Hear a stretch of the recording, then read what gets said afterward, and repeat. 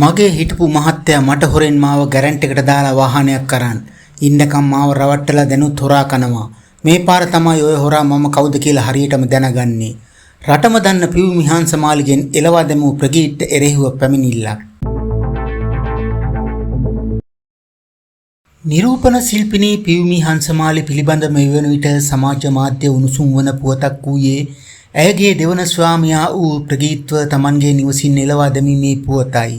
එයට හේතුව ලෙස ඇය මින් පෙර සඳහන් කර තිබුණේ ඇයට හොරෙන් ඔහු තරුණියන් සමග අනියම් සම්බන්ධතා පවත්වන බවයි. තමන්ගේ ඉන්ස්ටාග්‍රෑම් ගිණුම හරහා ඔහුට දිගින් දිගටම බැනවැදී සිටි පියුමි හංසමාලි ඔහුට එරෙහිව ඉතා ආందోලනාත්මක චෝදනාවක් අද දිනේ හෙළි කර තිබෙනවා. මේ ආකාරයෙන් උපුටා ගැනීම. good morning.